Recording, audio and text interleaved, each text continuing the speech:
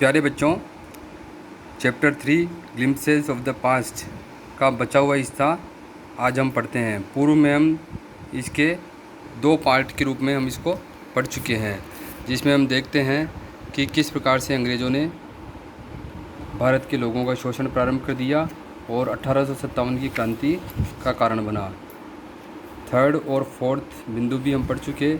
आज हम पढ़ रहे हैं पॉइंट नंबर 3, ऑपरेशन यानी अत्याचार।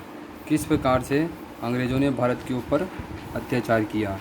तो ये ऑपरेशन हुआ 1765 से 1835 के बीच में भारत के लोगों के ऊपर काफ़ी अत्याचार हुए। फर्स्ट पिक्चर में हम देखते हैं कि जेल के अंदर बंद हैं 2 लोग, आपस में बातचीत इनकी चल रही है और इनके बारे में कहा जा रहा है कि but the British continued to oppress, परंतु अंग्रेज़ों ने कंटिन्यू जारी रखा ऑपरेस अत्याचार करना, इंडियंस भारतीयों का अत्याचार करना जारी रखा।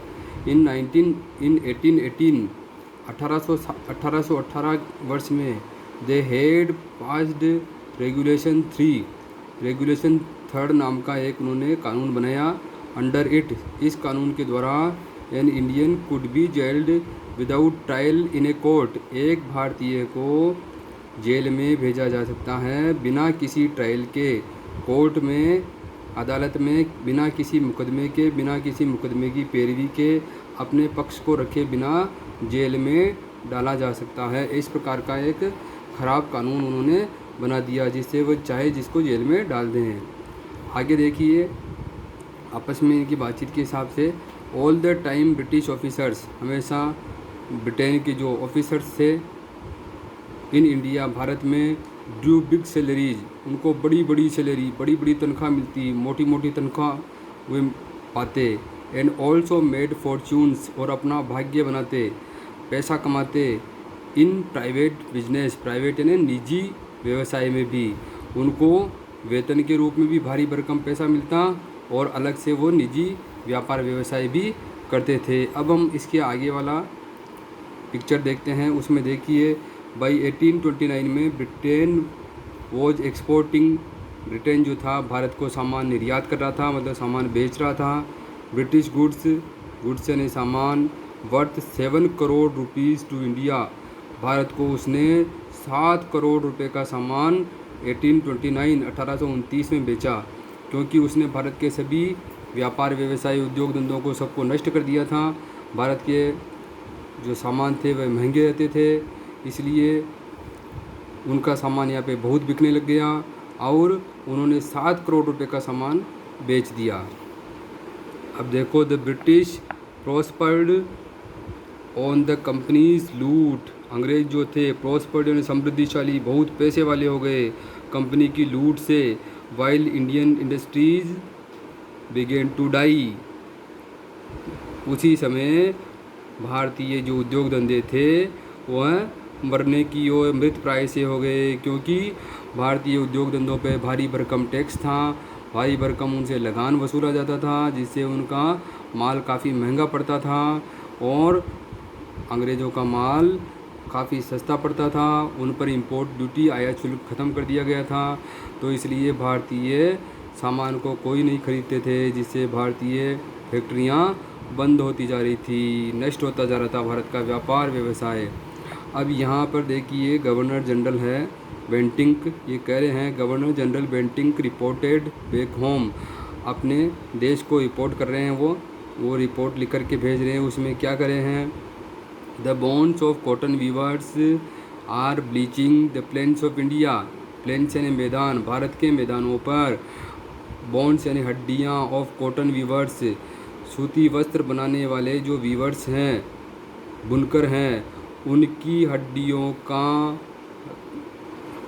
ब्लड, खून, उनकी हड्डियों के खून से भारत के मैदान रंगे जा रहे हैं, क्योंकि अंग्रेज़ों के यहाँ से बना बनाया कपड़ा, फैक्ट्रियों से बना हुआ कपड़ा बहुत सस्ता पड़ रहा था और यहाँ आ रहा था बिना टैक्स के, और भारत के जो वीवर्स थे, कॉटन वीवर्स, उनका बनाया हुआ कपड़ा टैक्स लगने से, बहुत महंगा पड़ने से उनके कपड़े को कोई नहीं खरीद रहा था, जिसे बेचारे वो भूखे मरते हुए, हड्डियाँ निकलते हुए, कहने का मतलब उनकी हड्डियाँ, उनके खून से पूरा भारत का मैदान रंगा जा रहा था। ये बात ये जनरल बेंटिक हैं, ये अपने देश को लिख करके भेज रहे हैं कि किस प्रकार से हमने भारत के कपड़ा बनाने वाले बुनकरों को नष्ट कर दिया है, समाप्त कर दिया है। अब आगे देखिए डिससेटिस्फेक्शन, 6th बिंदु है 1835 से 56।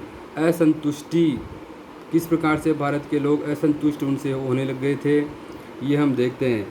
फर्स्ट में देखो, education in India was in Persian and Sanskrit. शिक्षा भारत में जो थी वो पारसी भाषा में और संस्कृत भाषा में थी। इन 1835 में ए इंग्लिश मैन नेम्ड मैकाले, एक अंग्रेज़ों का आदमी था जो जिसका नाम मैकोले था, सजेस्टेड ए चेंज, उसने एक बदलाव का अंग्रेज़ों को सुझाव दिया। उसने कहा we should teach the natives through the English language, हमको शुड टीच पढ़ाना चाहिए नेटिव्स, भारत के जो मूल निवासी है उनको अंग्रेज़ी माध्यम से, अंग्रेज़ी भाषा के माध्यम से उनको पढ़ाया जाना चाहिए। तो ये दूसरा अंग्रेज़ी जो अफसर है ये कह रहा आई एग्री, मैं सहमत हूँ, हाँ ठीक है, हम इनको अंग्रेज़ी भाषा के माध्यम से ही पढ़ाते हैं। अब आगे वाली पिक्चर में हम देख रहे हैं कि जो भारत के कुछ पढ़े लिखे सामान्य लोग जो बातचीत कर रहे हैं वे आपस में क्या बोलते हैं। इंग्लिश एजुकेशन प्रोड्यूस्ड क्लर्क्स, अंग्रेजी जो शिक्षा थी उसने यहाँ पे बाबू बना दिए, क्लर्क्स यानी बाबू, जो बहुत छोटा पद होता है अंग्रेज़ों में, सरकार का बहुत छोटे पद का बाबू उन्होंने बना दिया। To whom the British gave petty jobs, जिससे ब्रिटिश अंग्रेज़ों ने बहुत ही पेटी यानी छोटा जॉब यानी कार्य, बहुत छोटा कार्य या छोटी नौकरी, बाबू की नौकरी उन्होंने ब्रिटिश एजुकेशन दे करके बाबू ही बाबू, छोटी छोटी नौकरियों की बाबू बना दिए। अंडर देम, जो उनके नीचे छोटी छोटी नौकरियां करते थे, बड़े बड़े अफसरों की नौकरियां तो अंग्रेज़ों के पास थी और छोटी छोटी बाबुओं की नौकरियां भारत वालों से कराने लगे। इंसिडेंटली, इसी रूप से it also produced a new generation of intellectuals, इसने एक नई जनरेशन, नई पीढ़ी, बुद्धिमान लोगों की एक नई पीढ़ी भी तैयार की। वो जो बाबू लोग बने वो आधुनिक ज्ञान विज्ञान से बुद्धिमान थे।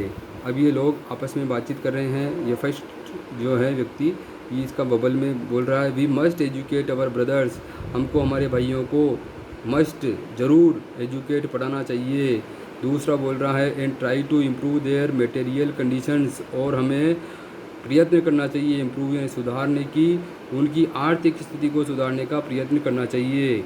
आगे है for that we must convey our grievances, हमारी शिकायतें, ग्रीवेंसेज शिकायतें, हमारी शिकायतों को कन्वे यानी पहुंचाना चाहिए to the British parliament, Britain की जो संसद है वहाँ तक, क्योंकि हम पढ़ लिख जाएंगे, नौकरियाँ करने लग जाएंगे तो हम अपनी जो शिकायतें हैं वो ब्रिटेन की संसद तक पहुँचा पाएंगे। इसका मतलब ये जो अंग्रेज़ों की जो शिक्षा पद्धति है या शिक्षा है उसका कुछ कुछ समर्थन कर रहे हैं कि हमको इसको पढ़ करके नौकरी वोकरी लग करके आर्थिक स्थिति सुधार करके हमारी शिकायतें ब्रिटिश पार्लियामेंट को पहुंचानी है। अब इसमें एक मैप दिया हुआ, नक्शा दिया हुआ तत्कालीन भारत का 1856 में भारत की स्थिति क्या थी। The British had conquered the whole of India, Britain ने कॉन्कर यानी जीत लिया ऑल ऑफ इंडिया, भारत लगभग संपूर्ण भारत को उन्होंने जीत लिया।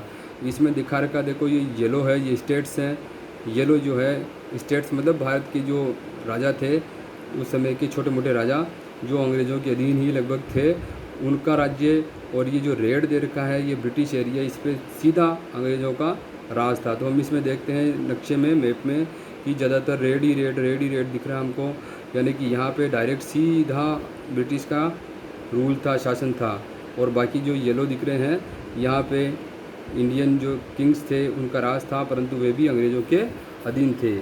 अब इसके आगे वाली पिक्चर में हम देखते हैं कि लोग आपस में बात कर रहे हैं।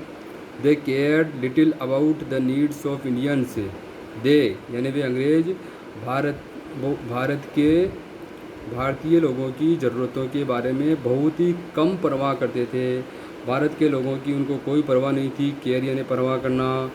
एक व्यक्ति बोल रहा है बबल में our kings have become puppets, हमारे जो राजा हैं वो बिकम यानी बन चुके हैं कठपुतली, हमारे राजा अंग्रेज़ों की कठपुतली बन चुके हैं। And we have lost our old jobs, और हम लॉस्ट यानी खो चुके हैं हमारे ओल्ड यानी पुराने जो काम धंधे थे, पुराने व्यवसाय थे, पुरानी नौकरियां थी, हम उनको खो चुके हैं।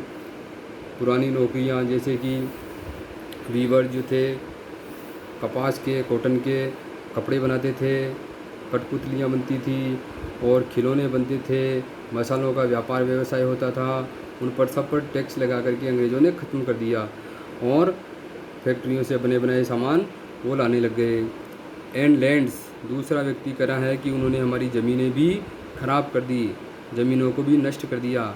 वो अपने अपने पसंद के अनुसार उसमें फसलें उगाते थे और जिससे हमारी ज़मीनों की उपजाऊपन भी ख़त्म हो गया। They are converting our brothers, ये बोल रहे हैं फिर पीछे से कोई व्यक्ति कि हमारे भाइयों को भी वो बदल रहे हैं। किस में बदल रहे हैं? अपने रूप में, यानी अंग्रेज़ों के रूप में अंग्रेज़ी शिक्षा दे करके हमारे यहाँ की संस्कृति को चोट पहुँचा रहे हैं। वो हमारे भाइयों को भी अंग्रेज़ बना रहे हैं। फिर आगे ये बोलते हैं यू ओनली टॉक, तुम केवल बातचीत करते हो। ये कह रहा है, इनको सबको कह रहा है कि आप केवल बात करते हो, आप एक्शन नहीं लेते, काम नहीं करते। Do something to drive them out, कुछ ऐसा करो कि उनको यहाँ से बाहर निकाल के फेंक दें। सिर्फ बात मत करो, हमको अंग्रेज़ों को यहाँ से बाहर निकाल के फेंक देना चाहिए। इस प्रकार की इनकी आपस की चर्चा होती है। तो ये हमारा जो है इसका 3rd पार्ट भी कंप्लीट हो गया। अब हम इसके अगला पार्ट अगले लेसन में पढ़ेंगे। Thank you so much dear students, पढ़िए और याद कीजिए।